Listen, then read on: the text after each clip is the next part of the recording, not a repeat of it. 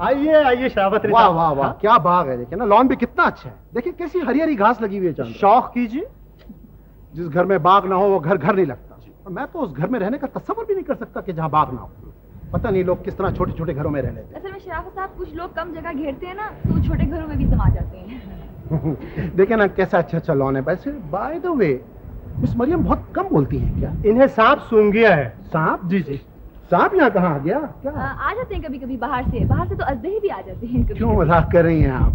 पता है शराफत साहब, आपकी तरह ना मरियम को भी ये कुदरती मनाजिर बहुत अच्छे लगते हैं। अच्छा अच्छा अच्छा अच्छा, जी। Very good. फूल भी बहुत ग्लैड। फूल भी बहुत फूल भी पसंद बहुत है। पसंद है। हाँ। और पता कौन से फूल? बताऊं कौन से कौन से फूल? फूल? गोभी के फूल। गोभी के फूल? नहीं नहीं, गुलाब के गुलाब के फूल। जी। ओ, गुलाब के फूल तो मुझे भी बहुत पसंद है। अच्छा। बहुत अच्छा टेस्ट है मिस मरियम का।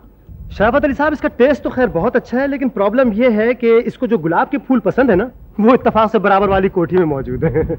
नो प्रॉब्लम्स, मैं अपनी कोठी में चारों तरफ गुलाब के फूल लगवा दूंगा।